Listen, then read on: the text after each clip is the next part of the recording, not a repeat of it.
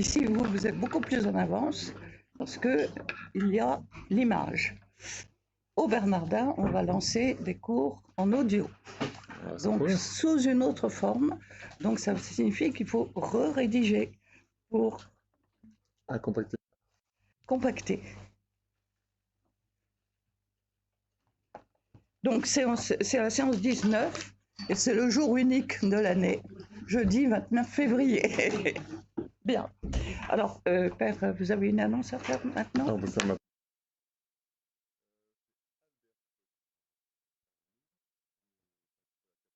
Frère, il y a 19 décembre, qui nous annonce qu'une messe sera célébrée le 23 mars, donc le jour des rameaux, à, j'ai oublié l'heure, 14h15, et à laquelle vous êtes conviés. Voilà, pour, c'est La veille des parce que rameaux.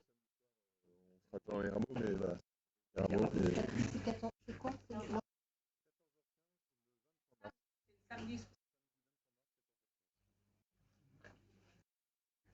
Alors, et moi, quant à moi, je suis heureuse de vous annoncer ce soir la naissance de Samuel,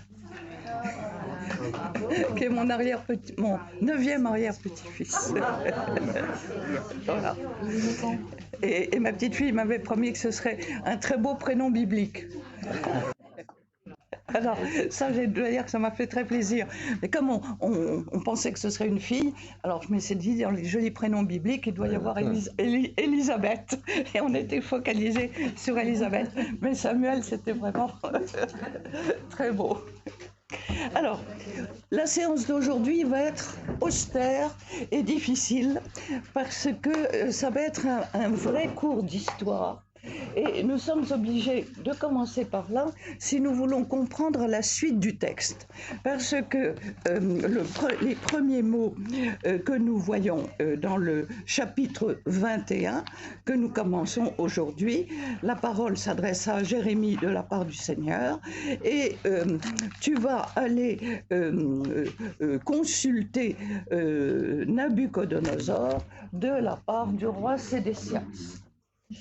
Donc, si vous voulez, les chapitres 21 et 22 que j'avais l'ambition de traiter aujourd'hui, mais je ne sais pas si on y arrivera parce que c'est complexe, c'est compliqué, et si nous voulons nous y retrouver, il faut que nous comprenions la situation historique pour voir un petit peu l'enchaînement des choses. C'est d'autant plus compliqué que les textes ne sont pas dans l'ordre chronologique, que les rois auxquels il est fait allusion ont tous 3 ou 4 prénoms différents. Donc, pour arriver à se retrouver là-dedans, c'est assez compliqué. Mais nous allons, pour saisir la situation, reprendre et penser qu'en 609 avant Jésus-Christ, donc en 609 avant Jésus-Christ, le roi Josias, Josias, meurt tué par le pharaon à la bataille de Megiddo. Et que cela provoque vraiment un choc frontal parce qu'on ne comprend pas comment ce roi, qui a été un roi bon, qui a beaucoup lutté contre le culte des idoles, qui a vraiment essayé de restaurer et ensuite la légende, parce qu'il faut toujours distinguer légende, histoire, c'est extrêmement complexe. La légende veut qu'il aurait été à l'origine du livre le Deutéronome, parce qu'il aurait effectivement revivifié le culte, le débarrasser des idoles. Si vous voulez, pour comprendre, imaginez que Josias a fait un Vatican II pour mettre de l'ordre dans le culte. Alors, je sais bien que ce sont des anachronismes épouvantables, que si mon fils Benoît était là, il me dirait que je suis nulle et que je suis vraiment... que je devrais avoir une inspection générale. Bon. Mais je pense que ça permet de comprendre de quelqu'un qui a fait vraiment un effort pour une réforme religieuse, puisque nous allons voir ensuite que c'est toujours le même problème, c'est d'essayer de purifier, j'allais dire l'Église, enfin, à travers les siècles, de tous les rites, de tout je dirais, de tous les faux rites, de toutes les idoles. Et par conséquent, la mort de Josias provoque évidemment un grand scandale en se disant, mais si Dieu était bon, pourquoi est-ce qu'il a permis que cet homme-là, qui a été juste, soit tué? Et pourquoi est-ce que j'en parle? C'est que cela a des conséquences. C'est que du coup, celui qui est le vainqueur, donc celui qui possède l'autorité, c'est le pharaon. Et le pharaon décide à ce moment-là de mettre sur le trône, de confier le pouvoir à Joachaz, qui est un des fils de Josias, mais la situation est très mauvaise et au bout de 3 mois, Joachaz est tué.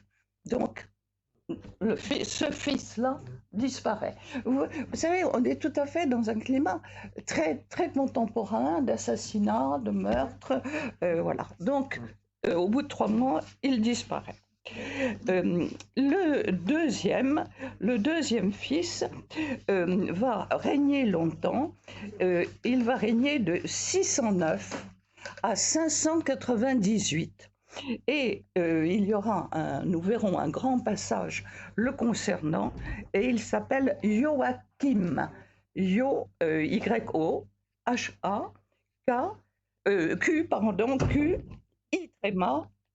Joachim, donc de 609 à 598. Et c'est un mauvais roi, et il va envisager de faire alliance avec l'Égypte. Et du coup, faire alliance avec l'Égypte, donc ça veut dire adopter, ce qui est très grave, ça veut dire adopter les divinités égyptiennes. Donc, trahir vraiment la foi d'Israël. Et là-dessus, c'est très bien de faire alliance avec l'Égypte, mais vous comprenez bien que l'Égypte qui est victorieuse, hein, l'Égypte, elle ne va pas comme ça. L'Égypte, elle occupe. C'est la puissance occupante. Donc elle prélève des biens et elle fait donc alourdir les impôts, et par conséquent la population, le peuple d'Israël souffre d'une part pour ces impôts et ces tribus qui sont payés gratuitement à l'Égypte. Alors si je fais un rapport avec l'histoire contemporaine, pendant l'occupation, les tribus payées aux Allemands, ils étaient très importants. Bon.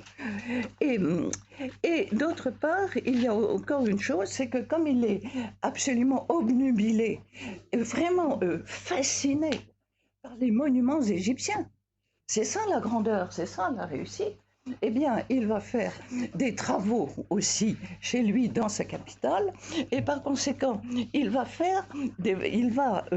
organiser des travaux forcés, et il va être vraiment condamné parce qu'il ne respecte absolument pas le droit du travail.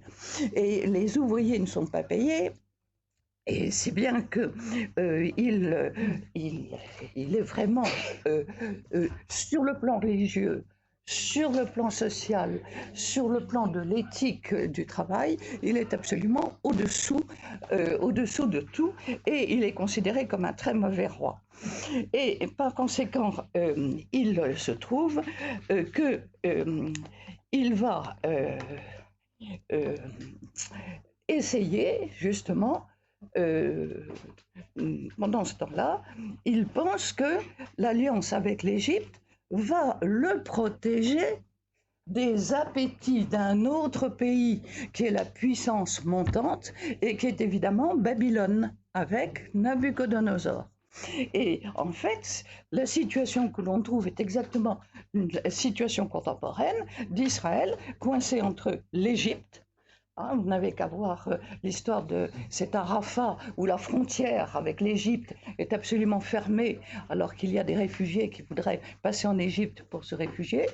Bon, vous avez la puissance de l'Égypte et puis vous avez la puissance, si je compare, l'Iran.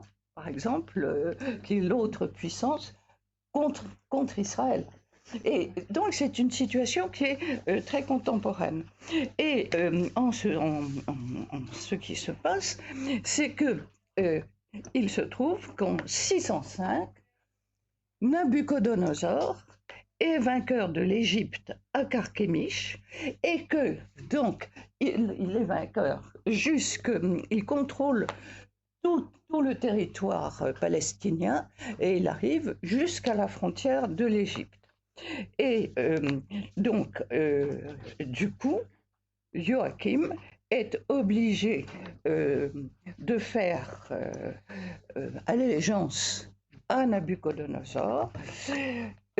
Et là-dessus, on se rend compte que, dans le fond, Nabuchodonosor repart, donc on est un petit peu tranquille, et on se rend compte qu'il y a quand même des forces des forces résistantes en Égypte qui voudraient bien reprendre le combat et par conséquent on se dit que ça serait peut-être une bonne solution que de soutenir ces groupes égyptiens contre Nabuchodonosor et par conséquent il y a une tentative de révolte. Mais bien entendu, les espions, ça marche à toutes les époques et tous les âges. Nabuchodonosor est prévenu, il revient et on assiste en 598 au premier siège de Jérusalem. Et ce premier siège de Jérusalem est très grave parce que c'est à ce moment-là qu'il va y avoir la déportation du roi, la déportation de la reine-mère et il va y avoir à ce moment-là, le Nabuchodonosor va faire mettre sur le trône encore un fils de Josias, il en restait encore un, Joachim, et cette fois-ci Joachim, qui va rester quelque temps.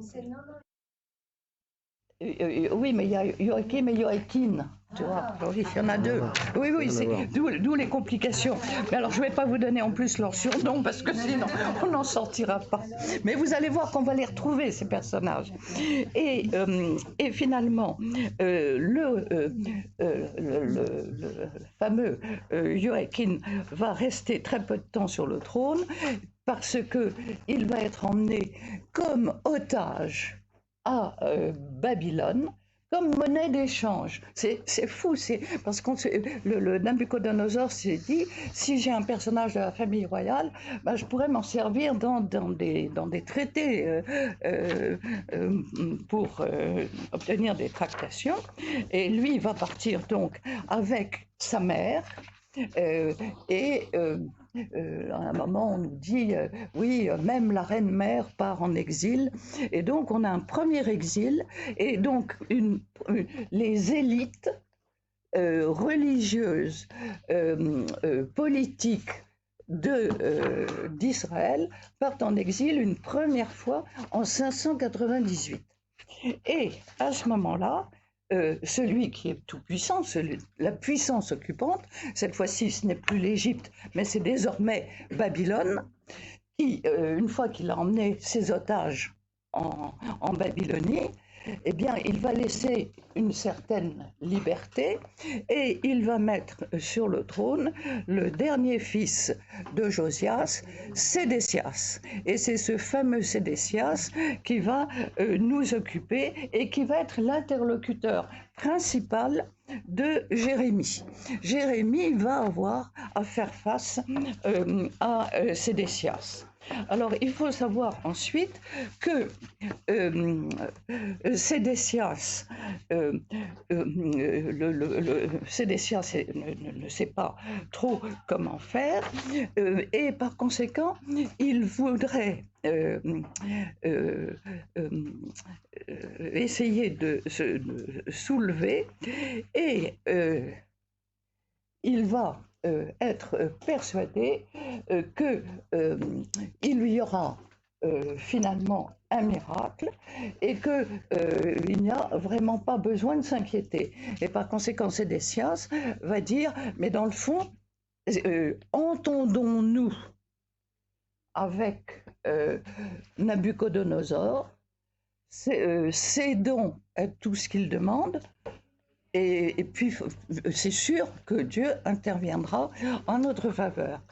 Donc le rôle de Sédécias est extrêmement trouble, parce que il y a aussi le problème, si vous voulez, de la garantie de la foi. Alors que le roi Sédécias dit, entendons-nous avec les Babyloniens, si nous arrivons à établir une bonne entente, nous aurons la vie sauve.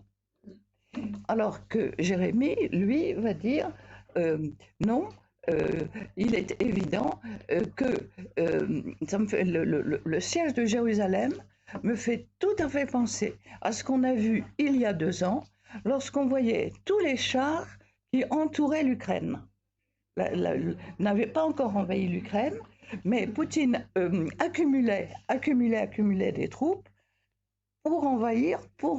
Eh bien, c'est exactement ce qui se passe à Jérusalem. Dans ces années-là, il y a les troupes qui sont là, qui sont tout autour. Et c'est là où on va avoir justement tout ce problème du siège. Le siège de Jérusalem va être absolument catastrophique en 587 parce que la ville va être entièrement détruite. La population va partir en déportation en Babylonie, et le temple, ce temple qui était la gloire de Salomon, le temple va être complètement détruit et livré au feu. Le roi Sédécias partira en exil, on lui crèvera les yeux, et on assassinera sous ses yeux, on assassinera ses 2 fils. Voilà. Donc la mort de Sédécias en 587 sera tout à fait dramatique. Par conséquent, vous voyez que on est dans une situation de guerre, et une situation avec une tension extrême, avec toujours ce problème qui se pose: quand il y a une puissance occupante, faut-il ou non utiliser la violence contre la puissance occupante? Est-ce que les attentats sont légitimes ou non? Vous voyez, ces questions-là qui se posaient déjà à cette époque-là, qui va se poser à l'époque de Jésus, avec les zélotes, par exemple, qui étaient tout à fait prêts à faire des attentats. Cette question-là, c'est une question qui est très actuelle. Quelle est la justification des attentats? Pour libérer ou pas, vous voyez? Et nous avons cela, effectivement, dans les textes. Alors, je vous propose d'attaquer donc autour des rois de Juda. Donc, il était nécessaire, effectivement, que nous regardions un petit peu tous ces personnages. Et le texte qui est utilisé aujourd'hui, le roi Sédécias donc lui envoya Pachour, fils de Malchia, et le prêtre Stéphania pour lui dire ensuite consulte le Seigneur à notre sujet, car Nabuchodonosor, roi de Babylone, nous fait la guerre. Et là, je m'arrête tout de suite parce que nous avons un mot clé qui est absolument extraordinaire, c'est peut-être. Et ce peut-être, nous le retrouverons à un autre moment dans une prière de Jérémie, où Jérémie dit peut-être. Et je trouve que c'est extraordinaire parce qu'on a un autre moment où, dans l'Évangile, on a aussi peut-être. Dans un moment dramatique. À chaque fois, c'est dans un moment dramatique. Et dans l'Évangile, vous allez retrouver forcément la référence. C'est à propos des vignerons meurtriers. Vous savez qu'il y a le propriétaire de la vigne qui s'en va, etc. Et puis, quand il envoie ses serviteurs pour toucher les revenus de la vigne, et les serviteurs, les vignerons qui étaient là, enfin qui faisaient le travail, s'emparent des serviteurs et leur tapent dessus, puis finalement les massacrent. Et alors le propriétaire de la vigne, évidemment c'est Dieu, se dit peut-être qu'ils respecteront mon fils. Et vous voyez, ce que je trouve magnifique dans ce texte, c'est que peut-être que Dieu fera un miracle pour nous. Et vous voyez, il y a toujours cette interrogation, ce problème de la liberté de Dieu qui est respectée. Alors d'autre part, le terme qui est traduit ensuite, peut-être Dieu fera-t-il un miracle. Mais le terme miracle ne convient absolument pas. Le mot qui est employé, peut-être qu'il fera, c'est un exploit. Et un exploit, c'est tout à fait différent, parce qu'un miracle, on se dit, c'est une intervention surnaturelle qui arrive comme ça et qu'on ne peut pas comprendre. Tandis que le mot exploit, qui est vraiment le mot hébreu qui est utilisé, l'exploit, c'est quelque chose de formidable, une réussite formidable. Peut-être que ce mot, donc, a tout son poids. Et tout le problème qui est demandé, qui est dit ici, refera-t-il en notre faveur un de ces miracles, donc un de ces exploits, pour le faire décamper?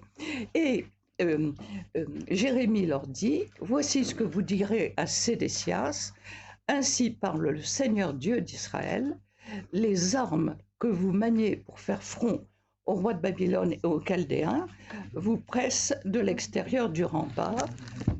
Et les armes, et alors ce qui est très intéressant, c'est que le mot qui est traduit par les armes, mais ça signifie quantité de choses.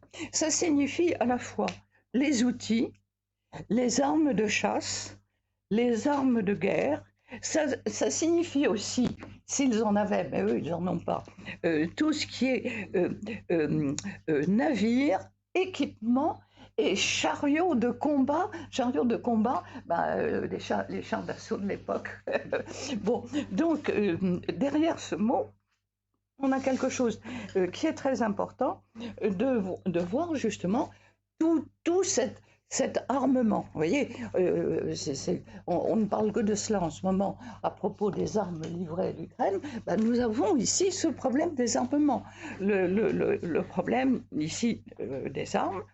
Et au verset 5, ce qui est très intéressant, c'est que le verbe qui est employé, c'est moi-même qui vous ferai la guerre, traduit la Tob au verset 5. La traduction est très mauvaise parce que elle veut être très comprise. Donc, mais Dieu dit en réalité dans le texte hébreu, je serai moi-même en guerre et je suis en guerre contre vous parce que vous avez été infidèles. Alors, vous voyez, c'est très intéressant parce que cela nous met en même temps en face de nos responsabilités. Qu'est-ce que nous faisons de Dieu? Eh bien là, Dieu dit, je serai en guerre contre vous, je n'accepte pas le double langage. Et par conséquent, je serai en guerre, en colère, et alors nous avons toute une série de menaces qui vont arriver, et nous avons justement au verset, j'ai pas mes lunettes là, ici, au verset 6, les mots que j'arrive pas à les lire. Allez-y. Je frapperai les habitants de cette ville. Juste au-dessus, là. Avec colère, ils sont entourés, pardon. Oui. Donc verset 5, c'est la fin de verset 5. Oui, c'est moi-même qui vous ferai la guerre, avec colère, fureur et grande irritation. Voilà. Alors nous avons trois termes. Colère, la colère. La fureur, c'est devenir chaud, devenir bouillant. Le mot colère, vous savez, le mot colère en hébreu, c'est le nez. Parce que le nez, quand on est en colère, le nez devient rouge. Bon, donc le nez rouge, c'est le signe de la colère. Bon, ensuite, la chaleur, c'est très bien vu, parce que concrètement, quelqu'un qui est en colère, il devient tout rouge. Bon, et puis ensuite, nous avons le fait, nous avons le dernier terme qui signifie être très fâché. Et nous avons trois types de menaces qui sont utilisées. Nous avons la peste, l'épée et la famine. Donc, vous voyez, nous avons d'une part la colère, la fureur, le fait d'être très fâché, et donc je vais envoyer la peste, l'épée et la famine. Et ce qui est absolument magnifique, c'est que je serai, alors tout à fait à la fin du verset 6, au début du verset. La prochaine fois, je prendrai mes lunettes. Bon. Nous avons à la fin trois termes qui sont importants. C'est la compassion, la pitié et la tendresse. Verset 6, à la fin du verset 7.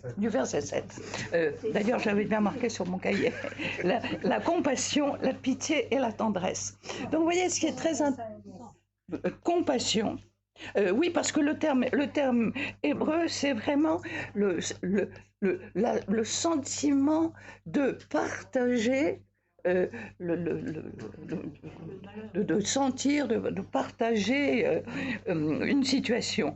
La pitié, le prendre en pitié, et nous avons le mot tendresse qui est utilisé, et encore une fois ce mot tendresse qui est tellement important parce que il est fondé, ce mot tendresse, les trois lettres qui forment ce mot décrivent effectivement l'organe féminin qui donne la vie. Donc la vie, si vous voulez, ce terme qui est magnifique pour exprimer cet amour de Dieu. Et par conséquent, et nous arrivons à ce moment-là au verset 8, qui nous rappelle le livre du Deutéronome. Quant à ce peuple, tu lui diras, ainsi parle le Seigneur, vous donnez le choix entre la vie et la mort. Et ça nous renvoie donc au chapitre 30 du Deutéronome. Alors ça, c'est absolument magnifique. Je mets devant toi la vie et le bonheur. Tu choisiras la vie. Et c'est là où on voit toutes les réminiscences qu'il y a. C'est chapitre. Voilà. Vois, je mets aujourd'hui devant toi la vie et le bonheur, la mort et le malheur. J'en prends un témoin aujourd'hui, contre vous, le ciel et la terre. C'est la vie et la mort que j'ai mises devant vous. C'est la bénédiction et la malédiction. Tu choisiras la vie pour que tu vives, toi et ta descendance, en aimant le Seigneur ton Dieu, en écoutant sa voix et en t'attachant à ses lois. Et nous trouvons ici, dans Jérémie, donc, nous trouvons ici, je mets aujourd'hui devant toi, donc tu choisiras la vie. Et le problème de choisir la vie, c'est tout à fait dramatique, parce que dans la perspective de Jérémie, cela veut dire accepter la situation dramatique qui fait que ça sert à rien de combattre pour rien, puisque nous sommes devant une situation de fait, qui est une situation de force, devant laquelle nous ne pouvons rien. Donc, il faut accepter la situation et il faut cesser de jouer au chat et à la souris avec Nabucodonosor. Il faut accepter la décision divine. Et par conséquent, il dit, chacun, celui qui s'en sortira pour passer aux Chaldéens qui vous assiègent, vivra, et il s'estimera heureux d'avoir eu au moins la vie sauve. Et par conséquent, Jérémie dit, devant cette situation-là, il n'y a pas d'autre issue que d'accepter la défaite et d'en tenir compte. Et par conséquent, et à ce moment-là, il va y avoir un discours qui est fait à partir du verset 11 à la famille du roi de Juda. Alors, je voudrais m'arrêter sur ce mot « famille ». Alors, ce mot « famille », il est très mal traduit. Le terme qui est employé en hébreu, c'est la maison. La maison au sens dynastique. Voilà. Voilà. La maison, la maison, vous savez, au sens dynastique du terme. Alors moi, c'est amusant parce que j'avais un de mes oncles il y avait des rivalités de cousines, et de maîtresses de maison. Et alors, j'étais très contente quand il me disait, oui, oui, oui, Marie-Pierre, qui se croit très forte, elle a été agrégée de philo, alors évidemment, elle la ramenait beaucoup. Et alors là où je triomphais, c'est que mon oncle disait, oui, mais sa maison civile et militaire est mal tenue. Donc, la maison. Pourquoi est-ce que ce terme est si important, la maison du roi? Eh bien, parce que le terme maison en hébreu, et là encore, il faut beaucoup d'imagination. Alors, vous allez dessiner un carré et vous allez partir. Un carré, c'est donc 4 côtés. Il y a un ingénieur à côté de moi, donc lui, il sait. Et alors, on va partir du côté gauche, au sommet du côté gauche, et on va aller vers la droite. On tire un premier trait, comme ça. Et ensuite, on va descendre. C'est le deuxième côté du carré. Et on revient vers la gauche, c'est le troisième côté. Ça nous donne la lettre B, bet en hébreu. C'est donc un carré avec une ouverture. Et ce carré signifie donc, cette lettre bet signifie la maison. Et cette maison, c'est une lettre qui est ouverte. C'est une lettre qui n'a pas de porte. Et par conséquent, elle n'a pas de porte parce qu'elle accueille. Et elle accueille tous ceux qui veulent bien y venir. Alors, je trouve aussi que c'est une belle image de l'Église. Bon. Elle accueille la bénédiction. Et la bénédiction en hébreu commence aussi par un B, beraka. Donc, elle accueille la bénédiction. Elle accueille aussi la compréhension. Parce que la compréhension en hébreu, bina, commence aussi par un B. Elle accueille la construction, le verbe bana. Donc, construire. Et enfin, elle accueille des fils, banim, avec un B. Et donc, vous avez derrière ce mot maison, vous avez toutes ces images avec ce que représente la lettre B, avec cette grande porte ouverte.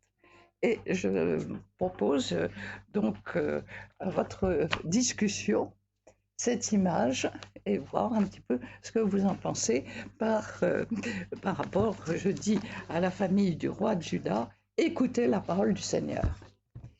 Et ensuite, il va reprendre effectivement toute la réalité qui est justement cette éthique que le roi n'a pas respecté, c'est-à-dire respecter le droit du travail, rendez la justice chaque matin, libérer le spolié de l'exploiteur, soyez juste, c'est-à-dire appliquer les règles de la loi au sens de la Torah. Et ça nous renvoie effectivement au chapitre 58 d'Isaïe, quand Dieu dit « le jeûne que je préfère », eh bien, c'est renvoyer, respecter les lois du travail et libérer tous les jours. Alors, voilà, donc nous avons vu cette situation, et ensuite, au chapitre 22, nous allons voir des oraisons funèbres concernant les différents rois dont nous avons parlé. Mais je pense que ça serait bien quand même que vous preniez la parole sur ce qu'on a dit jusqu'à présent. Et je pense que le problème qui se pose à travers un texte comme celui-ci, quelle est la situation, comment vivre dans un territoire occupé avec une force occupante et comment résister en étant fidèle à la volonté de Dieu. Vous voyez que ce sont des questions qui sont très, très actuelles.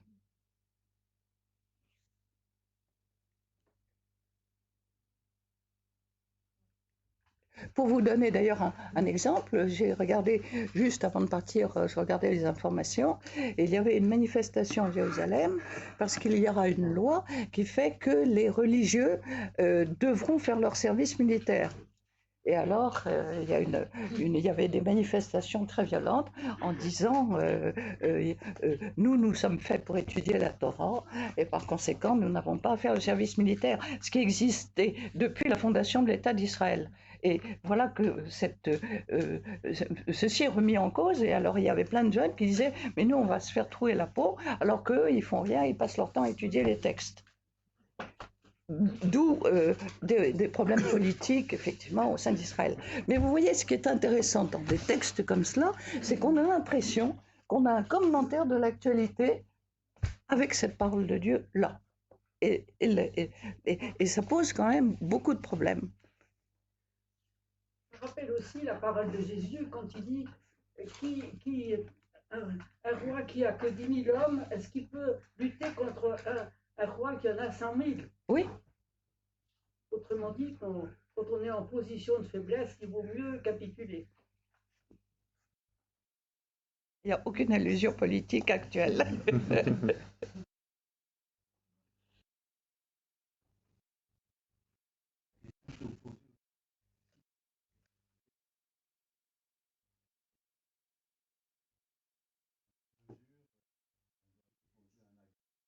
Alors ça, c'était toute la question qui a été soulevée par un de mes vieux amis, qui était le spécialiste de Jeanne d'Arc, Philippe Contamine, au Moyen-Âge.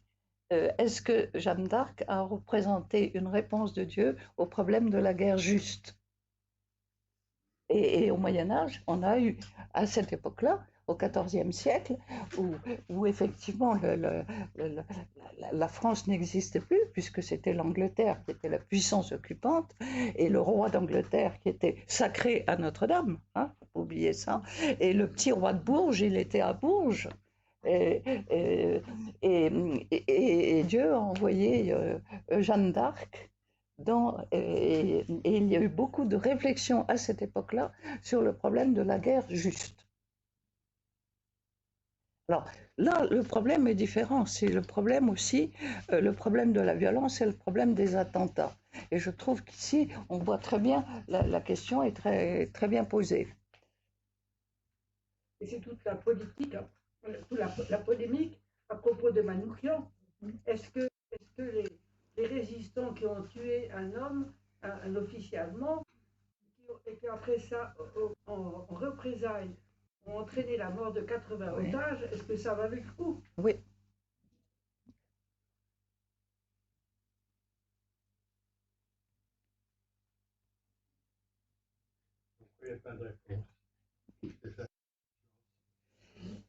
Alors, ce qui est soulevé aussi ici, c'est qu'il y a le problème de l'occupation étrangère, ça c'est une chose.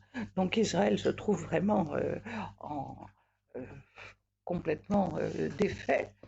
Et il y a aussi le problème, c'est que la communauté d'Israël s'est conduite comme une société ordinaire où la chose qui compte, c'est l'argent, la réussite, le pouvoir.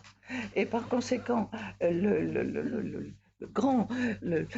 rêve d'une société où tu ne convoiteras pas, tu ne voleras pas, tu ne tueras pas, n'existe pas. Et la multiplication, il n'y a pas seulement le culte des idoles, il y a aussi une certaine règle d'éthique au sein de la société qui au nom du respect de l'autre, n'est pas appliqué. Et c'est cela aussi ce qui est l'objet de la colère de Dieu, en disant mais entrez dans ma sainteté. Vous ne pouvez pas à la fois entrer dans ma sainteté et avoir bonne conscience en allant sacrifier, en allant offrir des sacrifices. Il y a un psaume qui dit très bien, ce n'est pas l'homme ne peut pas en racheter un autre en offrant un sacrifice. Donc ça pose aussi justement ce problème de la conduite personnelle des uns et des autres.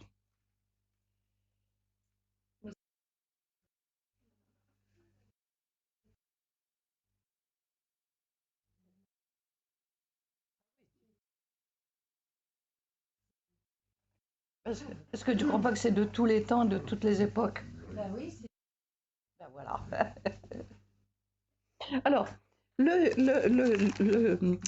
avons donc ici une reprise, si vous voulez, à partir des versets 11,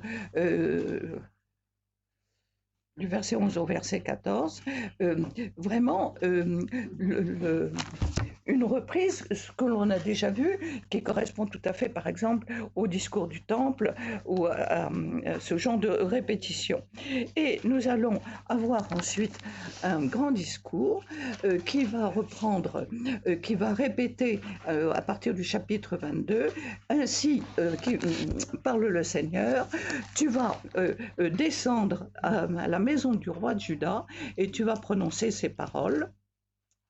Non, au nom du Seigneur, ainsi parle le Seigneur, rendez le droit, la justice, libérez le spolié du pouvoir de l'exploiteur, n'opprimez pas, ne maltraitez pas l'immigré, l'orphelin et la veuve, ne versez pas du sang innocent.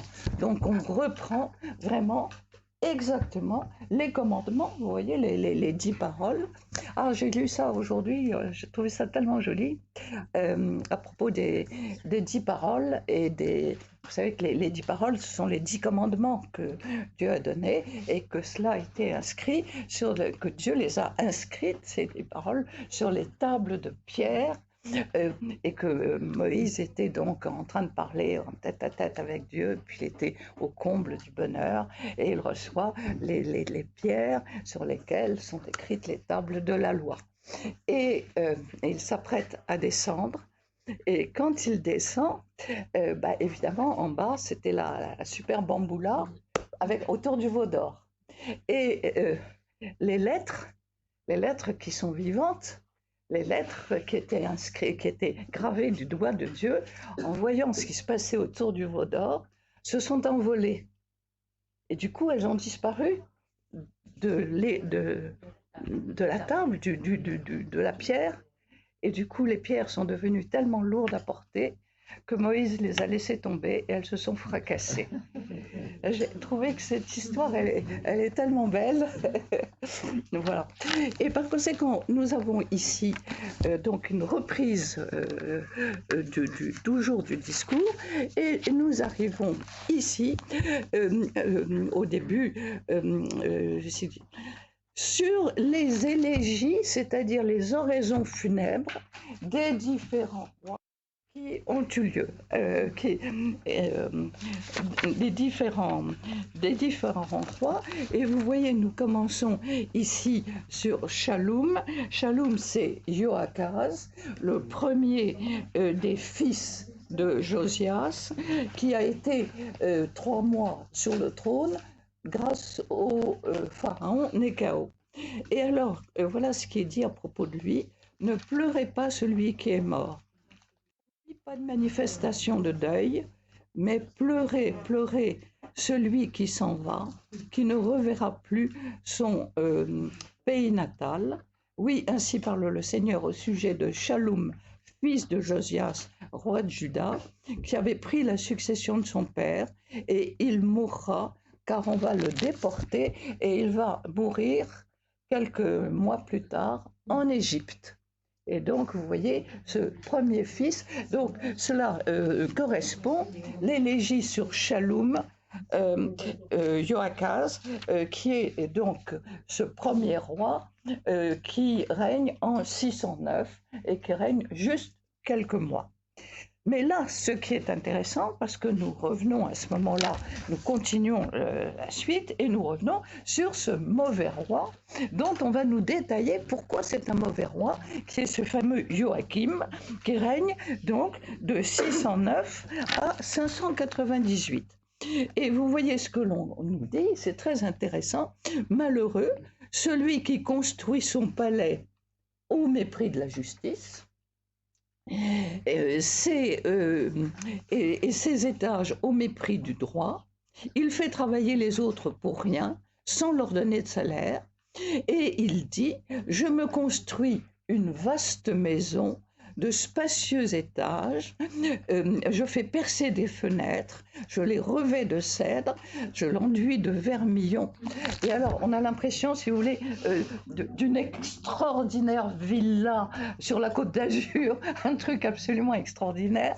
Et vous voyez, c'est un détail qui est très intéressant parce que c'est très révélateur alors que la situation est absolument catastrophique, mais ces gens-là sont absolument obnubilés par ce qu'ils ont vu en Égypte, ce qu'ils ont vu aussi en Babylonie, où c'est le triomphe de la civilisation glorieuse, magnifique, splendide, etc. Et nous avons ici une chose qui est très intéressante parce que dans les différents textes de l'Antiquité, on trouve rarement payer les ouvriers au juste prix lorsqu'ils ont fait leur travail. Oui. Donc il y a ici toute une éthique sociale qui est très importante à souligner et donc qui est très ancienne.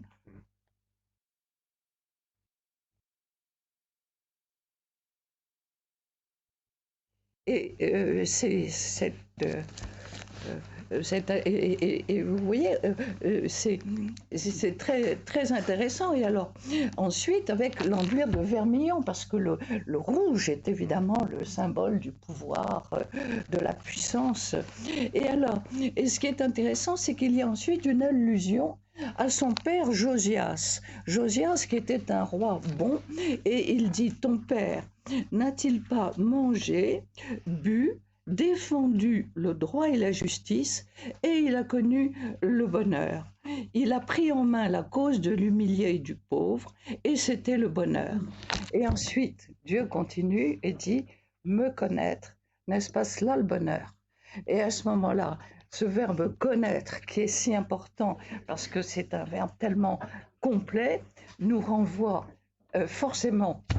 Mais là encore, ça c'est mon interprétation personnelle et bien entendu chacun a sa propre interprétation. Me connaître, pour moi, me renvoie à la prière sacerdotale en Saint Jean au chapitre 17 qu'on lira le jeudi saint au soir devant le reposoir. La vie éternelle, c'est qu'ils te connaissent, toi, le seul vrai Dieu. La vie éternelle, c'est qu'ils te connaissent. Et vous voyez que notre texte, il est en même temps tout à fait extraordinaire, parce que le bonheur, ton père Josias, eh bien, il a respecté et il a été heureux. Et vous voyez, la question, et j'aimerais bien que vous participiez un peu, parce que jusqu'à présent, vous n'avez pas dit grand-chose. Le bonheur, qu'est-ce que le bonheur ?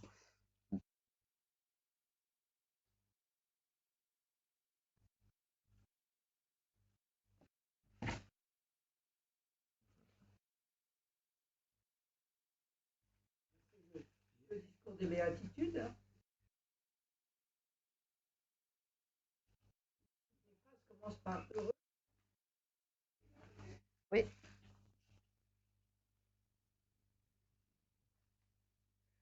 De la même manière que le psaume 1 commence aussi par bonheur.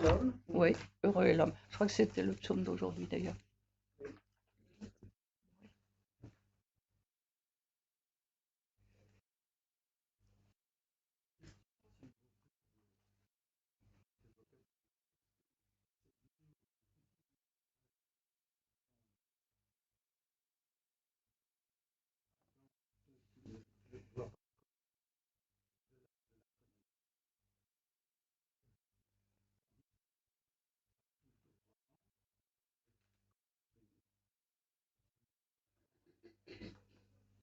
C'est ce même mot, oui, oui, c'est le même. Nous, on est très gênés parce qu'on a deux verbes. On a connaître et on a savoir.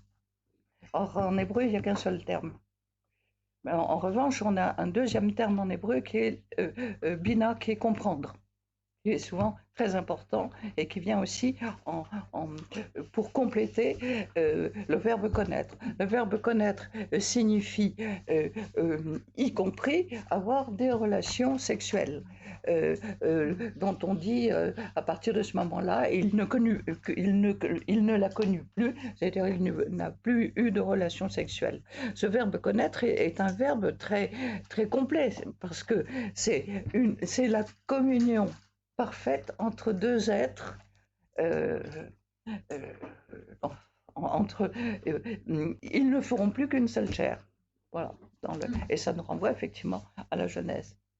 Et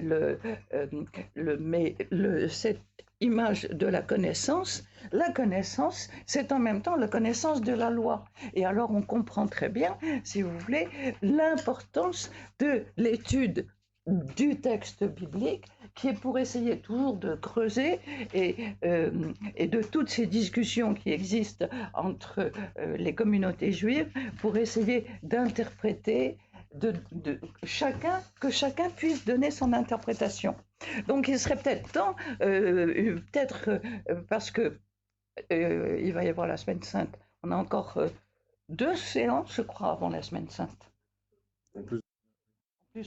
Pas plus, on n'en a que 2. Oui, on n'en a que 2. Par conséquent, il serait peut-être important que la semaine prochaine, parce qu'on n'a pas eu du tout de mise en commun, que chacun puisse parler un petit peu de ce que Jérémie nous a dit jusqu'à présent. Parce que ça fait longtemps qu'on n'a pas eu une séance en commun. Oui, ça remonte avant Noël. Donc ça serait bien qu'on en ait une quand même avant Pâques. On a encore 3 séances. Oui. Ah oui, c'est 29. 7. Ah oui, c'est vrai. D'accord. Donc, est-ce que vous voulez que la semaine prochaine, on fasse un petit peu le point? Vous voulez dans 15 jours? Comme vous voulez. Moi, je préférerais la semaine prochaine. Dans 15 jours, je serai peut-être pas là. D'accord. Bon, et bien la semaine prochaine, je pense que ce serait bien, parce qu'on n'a pas eu du tout de mise en commun depuis Noël. Et je crois que ce serait très utile qu'on le fasse. Qu'en pensez-vous? Oui.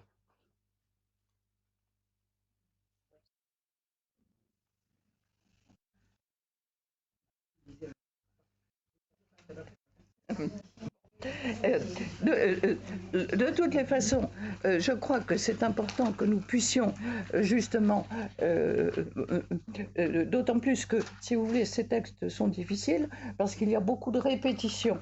Et nous allons entrer ensuite, et ça va tomber très bien pour le temps de la Semaine Sainte. L'idéal, évidemment, serait que on avance un petit peu justement dans le côté tout. Ah non, non, il n'y aura pas. mais le jeudi suivant, oui. Le jeudi suivant, parce que c'est pas encore les vacances. Voilà. Donc, et donc on vient de vacances et on parle encore de vacances. Alors il y a quelque chose dans le bon, qui colle pas.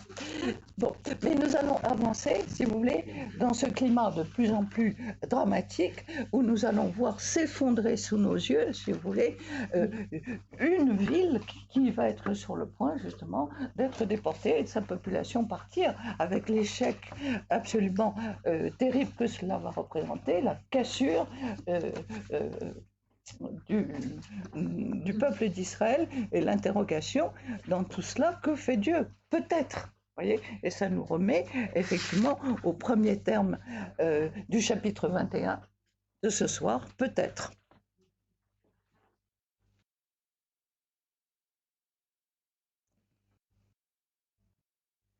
Donc, ce qui est intéressant chez Jérémie, vous voyez, c'est toujours le rapprochement entre la sincérité, oui, c'est ça, c'est le mot qu'il faut, la sincérité de la foi et le respect de la vie sociale. Et que les deux sont inséparablement liés, comme sur les tables de pierre, effectivement, puisque nous avons les deux parties. Nous avons tout ce qui concerne euh, euh, la foi au Dieu unique et vrai, le refus des idoles, le fait d'honorer son père et sa mère qui ont transmis justement la connaissance de la Torah, et de l'autre côté, les lois de la vie sociale, ne pas convoiter, ne pas désirer, ne pas voler, ne pas tuer, et tout ce qui fait la vie en société. La vie en société. Et par conséquent, le ministère de Jérémie, c'est cela. Et dans le fond, Père, votre ministère, c'est aussi cela avec la révélation du Christ. Non? Voilà.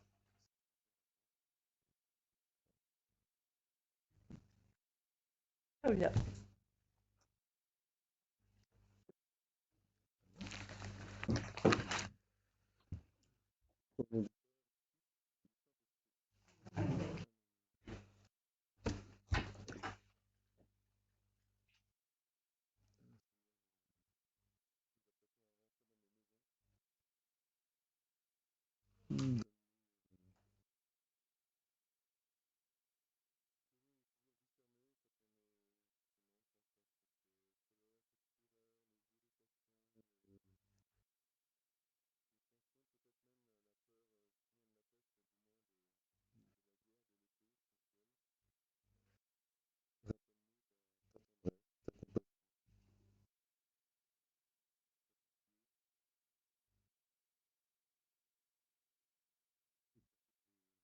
Les guerres internes, guerre, soit parce qu'on est en guerre contre nous-mêmes,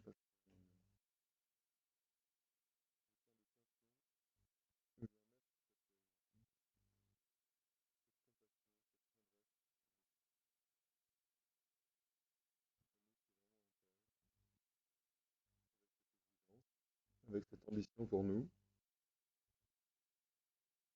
mais avant tout un père qui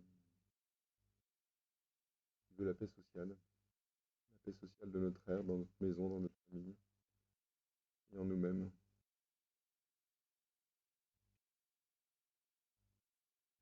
Le Seigneur donne à chaque homme, chaque femme, cette paix intérieure qui permet d'avancer au milieu des tensions, au milieu de la peur, en s'accrochant à l'espérance.